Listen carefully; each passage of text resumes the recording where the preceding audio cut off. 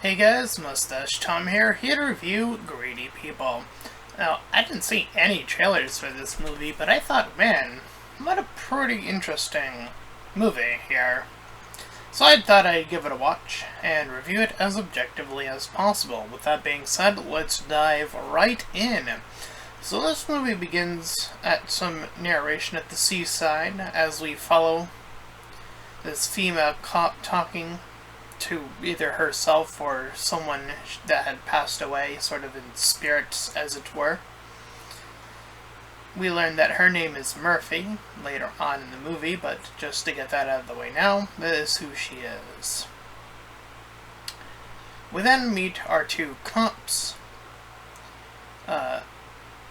Will, who is enduring his first day on the job, and he gets partnered up with Terry, the one on the left. They are, for all intents and purposes, in Providence. Now, I don't know if there's any other Providences. There probably is. They never say what Providence it is. It surely wasn't Providence, Rhode Island. I would know.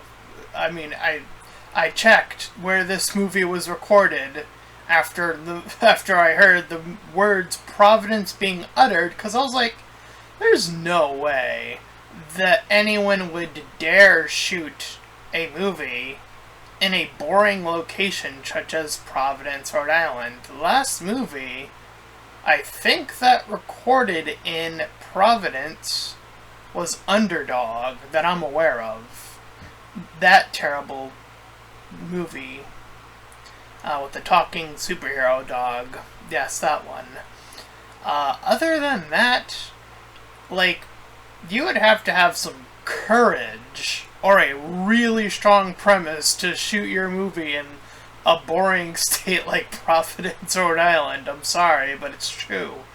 And also, I'd probably want to be an extra in the movie, because I want to have a chance at getting my foot in the door one of these days, but hey, it is what it be. Anyway, so he goes over some rules, Terry does, as they're in the cop car. He goes over rule number 1 is don't kill people. Pretty self-explanatory.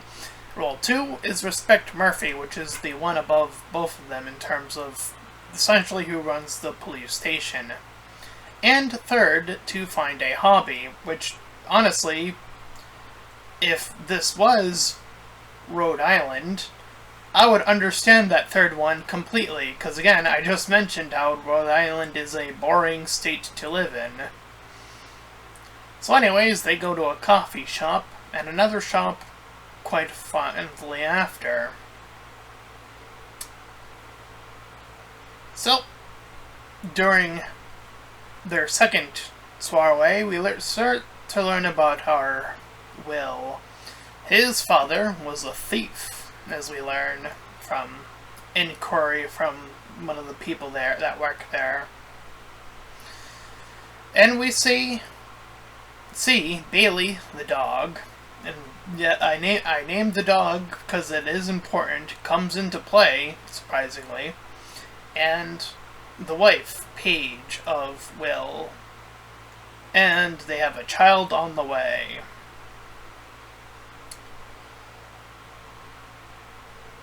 Meanwhile, once she's at this store buying some paint to paint the house because she's newly pregnant and she wants to paint the house, or a room for the child anyway, she learns about from the guy who works there, from a guy called the Irishman, an assassin for hire, as it's put into more hidden words, obviously. So she keeps that in her back pocket for later on in the movie, but just know that things are being set up here in this early stage of the things that go down. Meanwhile, we cut back to Will, who, during Terry's, one of his hobbies, as it were, includes going to this young woman's house who's already married, and then proceeding to do the deed upstairs, as it were. But during this, Will gets a call from the police. He misreads the call sign, but decides to check it out nonetheless. So he drives off. He thinks the numbers indicated was for an intruder for this house that he goes to investigate. Lo and behold, the woman who lives there spots him as he shoots near her, when she pops up, and she immediately goes on the attack. Now, she could, at this point, get arrested for attacking a police officer. That's something that would very likely happen, but it is his first day on the job, and he's clearly outwitted by this surprise attack. But during their little scuffle, the circumstances get a little bit wild, and they end up falling through a table at the tail end of it. Unfortunately, this process kills the woman, and Will believes that it is now on him. So, as that's going down,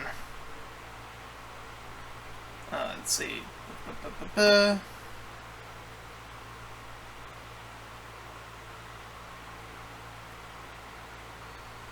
So, Terry gets a ride over from somebody else to that location, and he finds out what happened.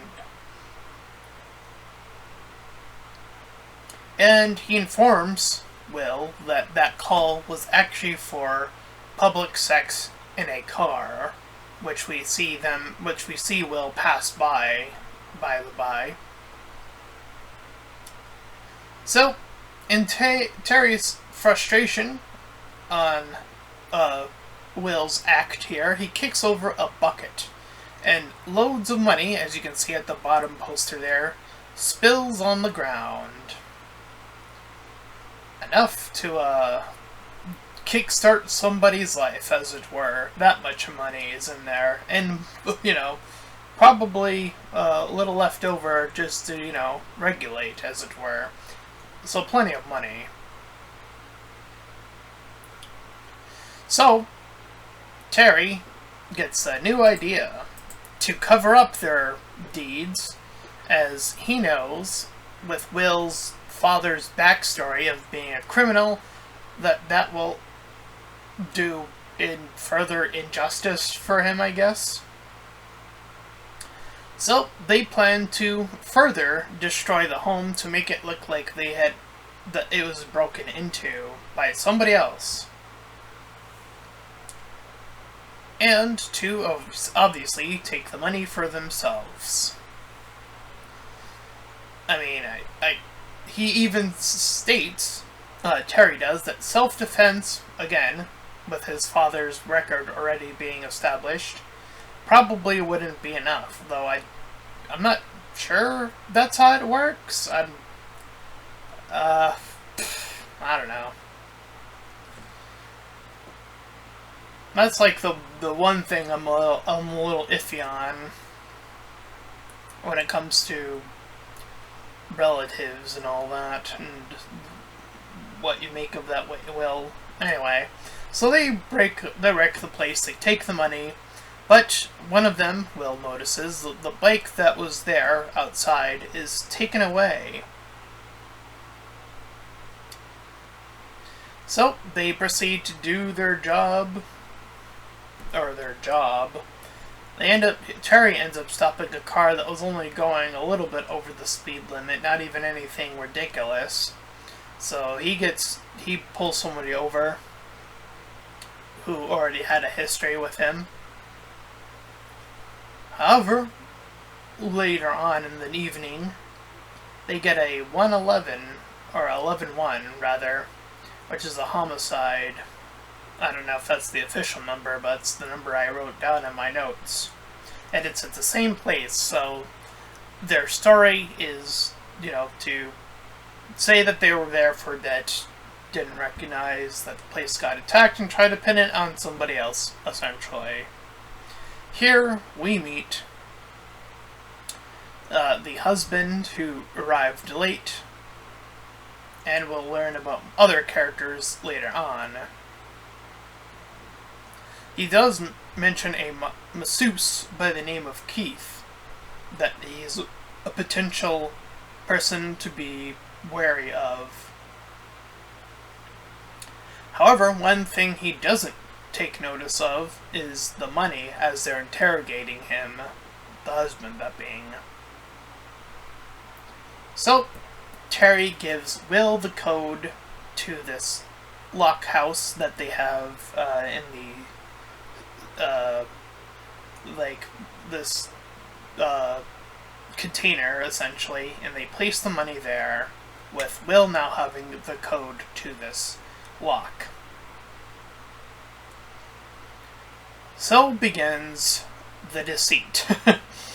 Will lies to his own wife, saying how Terry was the one responsible for this attack. This is very crucial to the story, because boy does that one twist of information, that one spindle, hurtle itself into the rest of the narrative moving forward. So keep that in mind.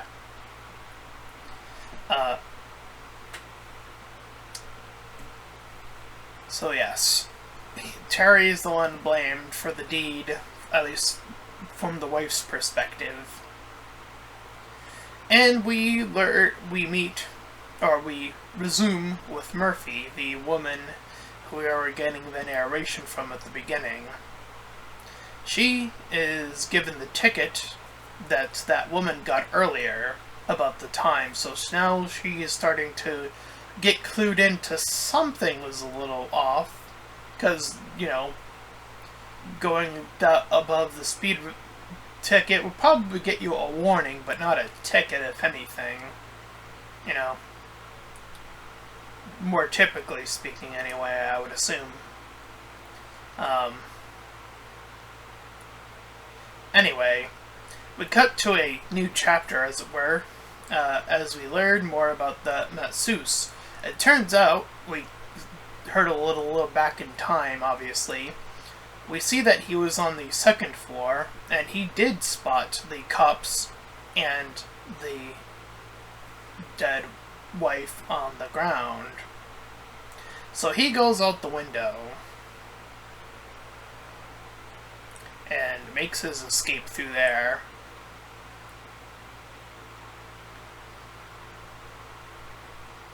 So they figure out that Terry figures out, or Will, I forget which one actually, they follow the red bike that was taken from him directly.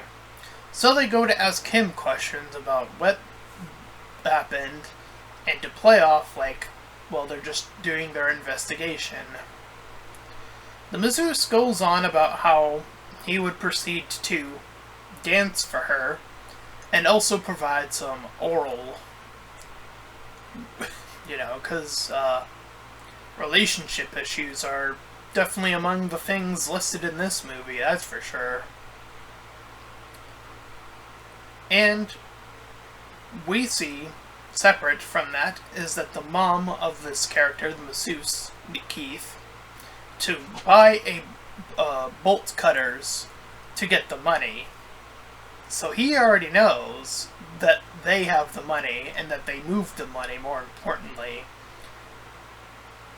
And he probably already figured out their location by following them via bike, though we don't see that, but it is assumed at this point that he must have done that. because he, again, is being told to buy bolt cutters for said money. So, we then cut to our third perspective. The husband returning to see his wife already dead sometime later. He returns to the dock to meet with his secretary, this other woman, who he ends up admitting that he loves, so he was also in a side relationship.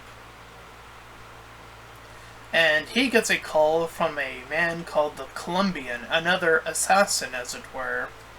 So the Irishman and the Colombian are two assassin names. And he wants to meet with him alone. The husband, the Colombian, are gonna meet. So, that's going down.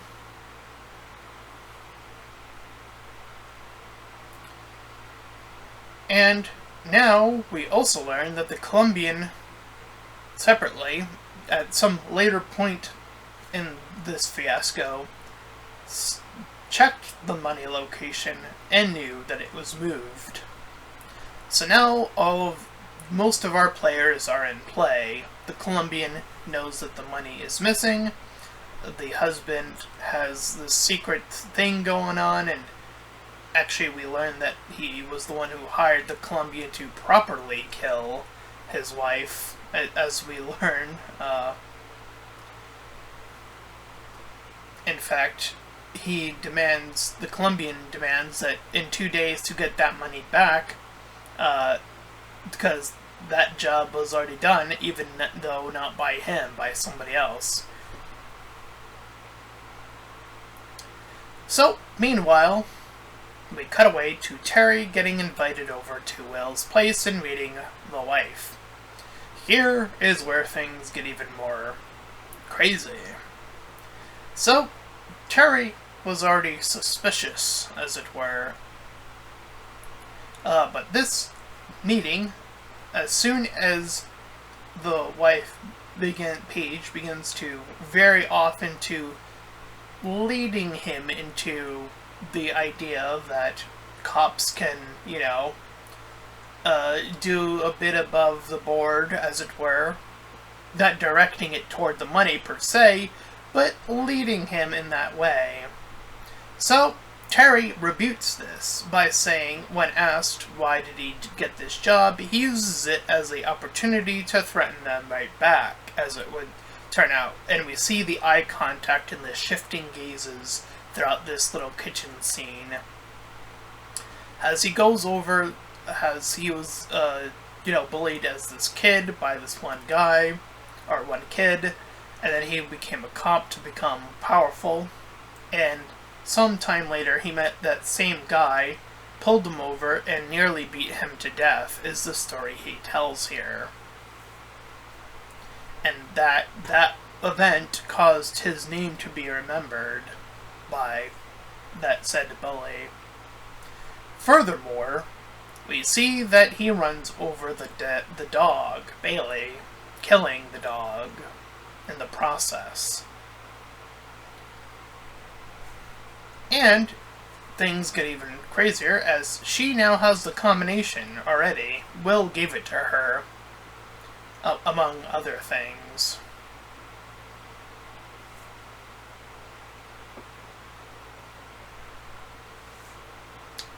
So, things are getting a little bit crazy. And Will and Terry interview, or their second eyewitness, or witness rather, and get information. However, more information about them is being passed along.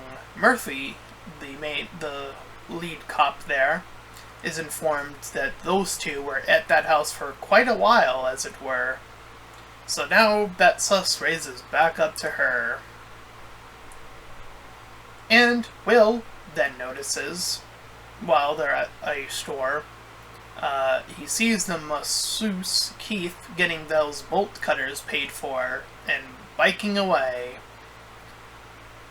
he kind of just, his mind must have been real busy, because that gets tucked away for later, as it were. So, Will and Terry are then asked about why they were at the house for that long. And Will provides a new lie here to Murphy, that being that they were talking about the baby, woman to woman, as it were, or man to woman about baby Paige and stuff like that, to cover their tracks about why they were there for so long. But to make matters even more complex, oh yes, Paige goes to the Irishman to kill Terry. And she wonders, she goes to this assassin and wonders, she sits down, offers the paper, and she's wondering, and he goes on about his philosophy about how good people and bad people aren't really all that different. And she kind of asks him to square that one away. And he goes on about how good men, as it were, they pay their taxes to have other people go into the military and die for them, or, die for whatever. Which is technically true. That is something our taxes do technically do. That is objective truth, as it were. So it is an interesting perspective, I suppose. And he goes on about how, at least if you are bad, or slate yourself as bad, and you're honest about it, then are you really that bad? Versus, if you're good, but you're doing all this stuff and you're living this, extraordinary life or good enough life, and not knowing that, a percentage of what you do might go towards something bad, ambiguously, at some point in your life. Food for thought, as it were, I suppose.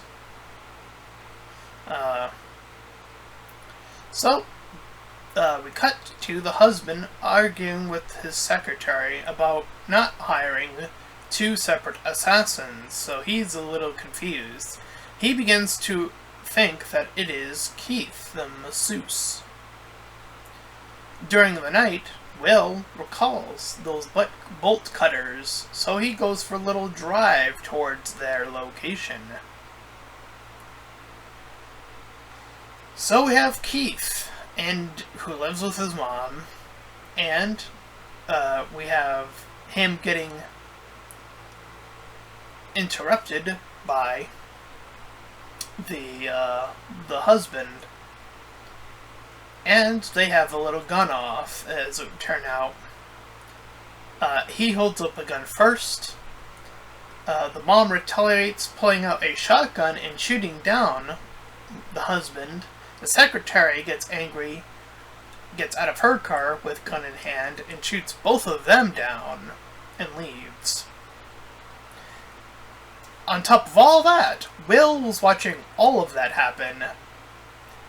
But furthermore, behind him was the Colombian, the assassin, who saw all of that go down and who was just in front of him.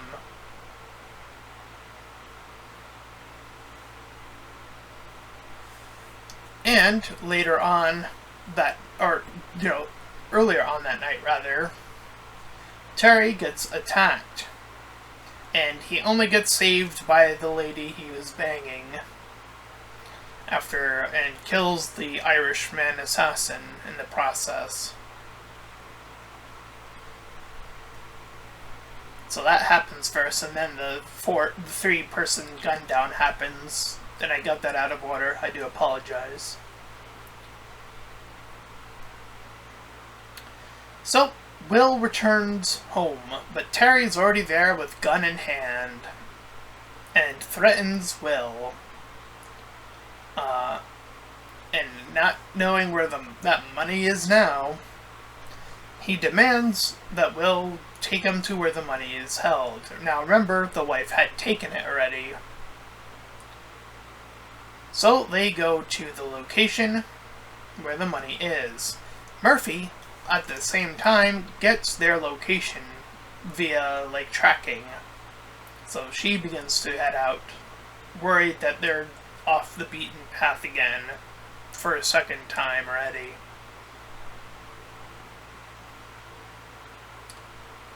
So, they go to the place, and he opens the safe, and the money is obviously gone. Then Terry's so upset by this, in this process, about them having a little bit of a back and forth. At a certain point, he just lets loose, and yes, indeed kills his own partner, the first day on the job, Will. Dead. Shot in the head. And proceeds to leave. Murphy gets there a little bit later and sees this. She calls it in, and obviously informs all the rest of the police, because when a police person dies, you know, they get all the police on something that big. And now Terry's in quite a scuffle of his own, as it were.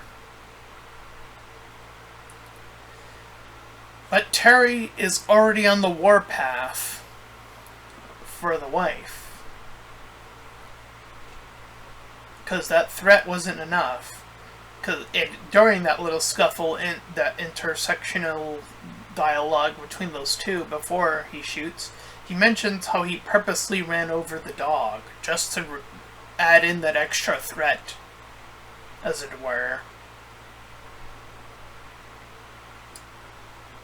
So, he goes on the chase, and it even catches up to her. They end up at this, like, dock, and it's raining really heavily. When he catches up to her, gun pointed out at her, he's trying to chastise her about the truth about what Will had done. But remember, she was always under the presumption that he was the one responsible, and behind him comes Murphy. So he aims the gun ready, and gets turned up right side around to Murphy, who shoots back in retaliation, and thus Terry is dead. Then we cut to the hospital, because the movie is not over, believe it or not, as we follow the assassin known as the Colombian, working as a hospital janitor where the wife is. Uh-oh.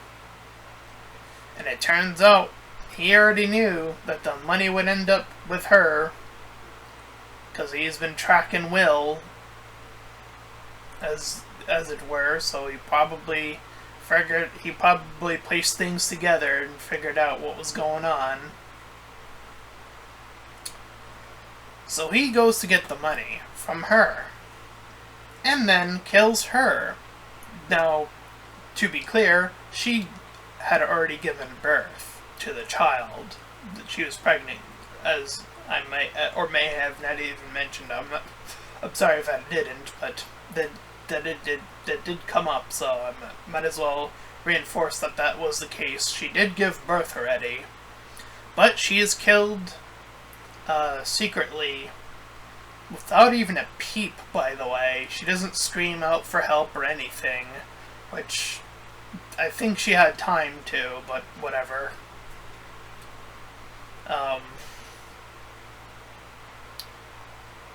So, he grabs the money and goes toward the elevator. However, he is joined by the remaining survivor of that shootout earlier, the secretary. They both are in the elevator. He knows of her already too. So he gets that knife ready. She's already sus of him too, I guess. And thus, we hear gunshots and we see this from Murphy's perspective. She's just outside the elevator. We just hear gunshots. Then, by the time the elevator reaches its destination, the final floor, where Murphy is, when the door opens, they are both dead on the floor with money scattered all over the floor. Thus, we cut to some ambiguous time later, where we see Murphy, lead cop, taking care of the newborn baby as her own, as she narrates about how people's greeds had led them to this, as the title implies, but that she's not going to question God's providence as it brought her a new miracle within the baby. And that was greedy people. And I gotta say, for the most part, other than like one or two maybe questionable little things, like the wife not calling out for help, I find very hard to believe, and little thing, or I don't know if it's little, but things like that. I do think that this still is outside of that issue. I do think that this is a very tight script in terms of writing quality. I do enjoy these types of movies where we're following different perspectives and seeing how little pieces of it play together. I do wish, in terms of just tightening the script, I do think having the information that the Colombian gets to, that the assassin gets to, be a little bit more clear, I think would be help. I think he needed his own chapter, if anything, just to figure out how, the money was going to get passed to the wife, if anything. I don't know, just something to fill in that little piece of information. Because again, it does lead to the second issue I have with her not calling out for help after being attacked, so I feel like he's like the missing piece of like where the writing is faulty. Outside of that character, I do think all the other characters, perspectives are very, very tight. With all that money on the line. And this is an interesting, I suppose, follow-up to The Cleanup Crew, another movie about just some group of people coming across a large sum of money and then getting into some crazy circumstance because of it scenario. That's the second movie in a short period of time that I had watched that had that theme. If I had a nickel for every time that's happened, I'd have 2 nickels. It's strange that it happened twice so fast, though. Anyway, I think in terms of an objective score, I think I'd probably give it a 6 out of 10, only because of, again, those gaps within the Colombian story and how that assassin fits into how he figures out the puzzle pieces that are moving simultaneously as he's moving. Just getting those answered, I think, would be the tightening up this movie needs, and having him move fast enough to explain why she would have no time, the page having no time to, shriek out that she is in danger. Those 2 bits would probably the only tightening up I think this movie would really need, if anything. That is a pretty big chunk missing, I do feel like, which is why I put it at a 6 out of 10. Anyway, that's my review of Greedy People, and if you ended up enjoying it, then please feel free to like, comment, and subscribe. Also make sure to check out those links in the description. One will head you over to my petition to help out smaller YouTubers, second to my PayPal, where you can help support me and my channel directly, and third to my Discord server, where you can join, collab, shill for free, and until next time everyone, bye bye!